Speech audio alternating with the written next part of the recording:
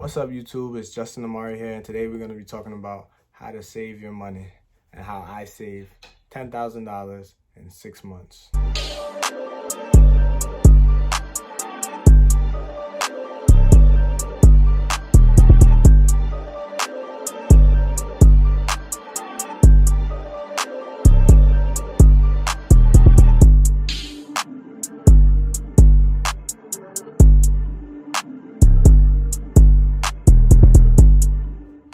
So today, YouTube, we're going to talk about my top 6 saving tips.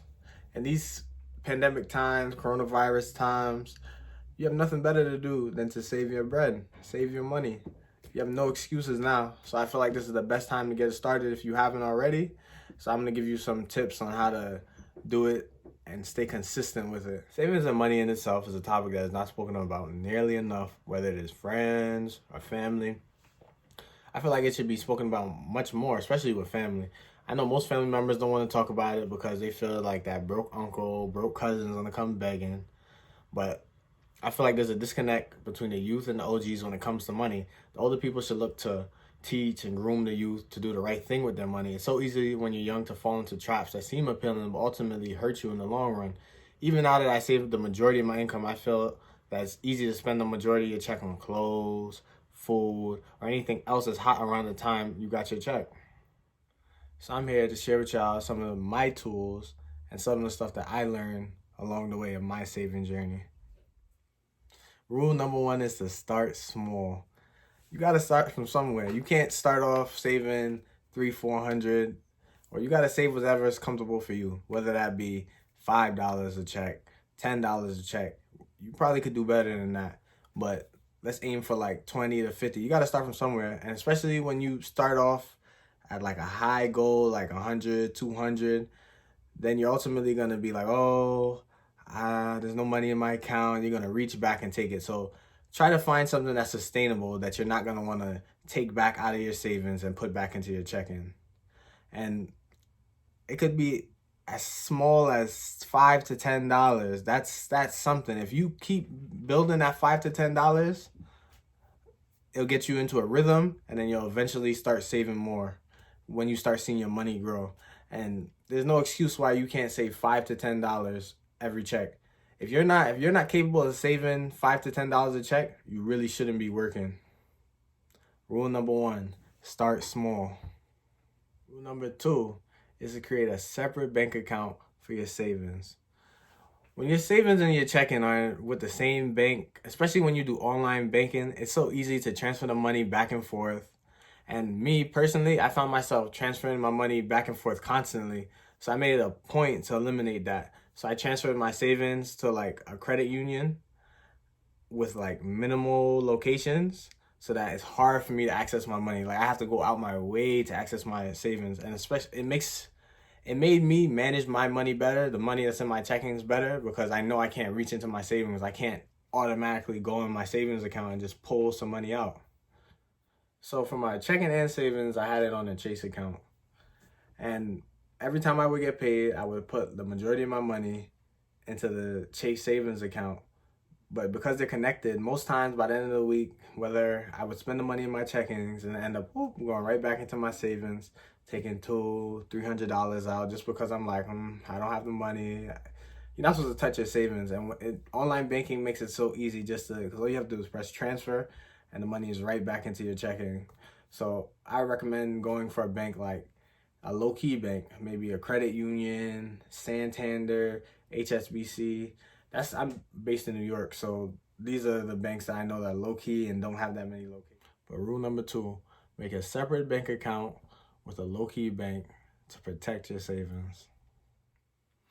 Number 3, make automatic deductions from your paycheck that go straight into your savings account. This might be the most important thing on this list. When you get paid, it's so tough to differentiate your money and do the right thing and not to touch it. Why not eliminate that temptation and automatically put your money into your savings, into your bank account that is hard to access, so that you keep it where it's supposed to be? You work so hard every week and you end up blowing your money on clothes, sneakers, food. Food is a killer. Why not just eliminate all of that and put it straight into your savings where you can't touch it? And then I feel like this is the quickest way and easiest way to build up your your savings. If you put like $100 every check, right? You're not gonna see it. But once you start checking your savings gradually, you're like, ooh, I'm getting some good money in this account. And you're not even really looking at it, paying attention to it, because automatically, like, get used to seeing your check after deductions. Because when you see it before it, you're, I could do this with it, I could do that with it. But no, you got to get used to seeing it after the deductions. Because once you see it like that, you'll start to respect your savings and respect money more. And it's going to help your savings build up so quickly. And it's going to be sweet once you see your account build up and fill up with money. But yeah, rule number 3, do automatic deductions to your account. That's a must. Probably the most important thing on this list. Number 4 would be to monitor your savings more closely. A lot of times with credit and debit cards, you'll buy things, especially little things, and think it's not going to eat up at your account or think it's not going to make any debt into your money, but it ends up killing your accounts. Like, especially food. Food is a killer. You buy little meals, you go to McDonald's, you get salad, you think, or even like drinks, like at the end of the week, they add up.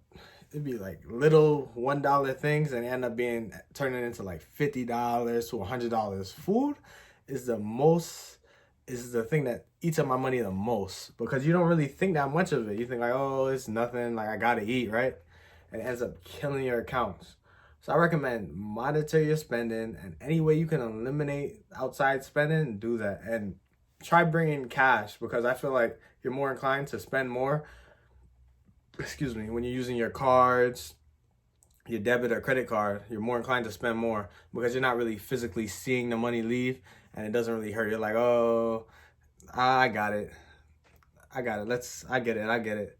But when you're using cash, you're less inclined to spend more. And also, if you don't want to go through the hassle of monitoring your accounts yourself, there's a couple of apps that can do it for you, like Mint, Digit, and I think even the Chase app kind of helps you track your purchases and gives you like a whole graph on how you're spending your money, so you could get a better idea of how you're doing for the month. But number 4, monitor your spending more closely. Number 5 is to try to distance yourself. This is probably going to be the hardest thing on the list, because everybody want to hang out, everybody want to be with their friends, but especially when your friends aren't on the same wavelength as you, they're not thinking the same as you, you'll end up putting yourself in positions where just to go along, you'll end up spending your money. Like going out, no matter how much you say you're not going to end up spending money, you're going to end up spending a lot of your money going out. And try to avoid going out altogether, or when you go out, try to find things where it doesn't really affect your savings plan, because your money comes first. Your savings, yes, you need to worry about your mental and your experiences, but maybe set aside a certain amount of money a month for it. Don't just go on those like improvised links and those last minute links, because they kill I'm telling you, they kill your accounts, they kill your checks. And then I'm the type of person, I'm with whatever. So being with that, once I go out, most times I end up spending a lot of money that I didn't intend on spending if I would have just stayed home and did something cheaper. So don't let people take you out of your goals, lead you away from your plans, and stay inside and try to stay away from your friends altogether while you're on the savings journey. Every now and then you could get a little link in, but try to stay away from your friends while you're saving your money, because one bad night spending can throw you off of your whole game and throw you off for a minute when it comes to saving. So rule number 5, distance yourself. Rule number 6 is to try to keep your monthly payments to a minimum. When your monthly expenses are too high, it often limits the amount of savings that you can hold on to each month. This is referring to like car payments, insurance, subscription services, and rent. Some of these, especially rent, is kind of out of your control, but be very aware when you go into like new endeavors on like the long-term effects of your purchases, because they can kill your savings. And especially when you finally start getting money, you might think oh, I might be able to afford this $300-400 car payment. But really you can't. And then ultimately, all that hard work you did to build up your savings, it often like dwindles it down. And now you have to start back from playing from step one. And then you really can't, because you're stuck with this car payment and you can't really do the same things you were doing before. So pay very close attention to your monthly payments and expenses, and try to live within your means. Like, don't try to, you start making money, think about your savings. Don't think, oh, I could probably afford this, and it takes up maybe all your check or a big portion of your check. Try to live within your means. Like, don't take on any expense that's gonna cut into your savings up until a certain point. Like, if you raise your income and you feel like you can afford it, yeah, you're good. But if you're gonna take on like a big car payment, you gotta think about all the car, insurance, your rent. Try to be very calculated with the financial decisions you make, and make smart decisions that won't hurt you in the long run. Don't set yourself up for failure. Rule number 6 is to keep your monthly payments and expenses to a minimum. So these are the tips that I use to get my savings up. In my first year of working at age 20, in the first 6 months, I was able to save $10,000. It's done wonders for me. And everybody's situation is different, so not everybody's going to be able to save that much. So you really have to look at your situation and pick a good number for you to save, and then just stick to it. But the saving has done wonders for me, and I'm aware that it's not where I ultimately want to be at, and I have a long way to go. But it's a great start, and with my income, it was allowed me to save $1,000 bi-weekly. And like I said, I had it in like a credit union, so I wouldn't touch it at all. So my money built up very quickly, but it took a lot of sacrifice, and I had to cut out eating out, Ubers. I had to sit out a lot of links. I was not seeing any of my friends. I wasn't buying none of the stuff I really wanted, none of my clothes. I had to forget about the drip. The drip was non-existent, but I feel like it was all worth it. In just a year, I could buy my own car. I renovated my room. And I feel like nothing in this life is easy and will require some sort of sacrifice to elevate yourself. And it's up to you to choose what you want to do and what you value. There's no better feeling than having money in your account, and it puts you in a space where you have access to more things. And the money I have is nothing. It's like chump change. But ultimately, I want to raise it to crazy heights and elevate myself and have a whole different type of bag. But that'll all come. You just gotta stay true to yourself and stay down and lock in, honestly. But these are my top 6 tips. So y'all need to lock in and start saving your money. I'm out. Later. Yeah, my diamonds be VVs. They don't wanna see us on TV unless it's the news. I got something to prove. Yeah, I'm young, but got something to lose.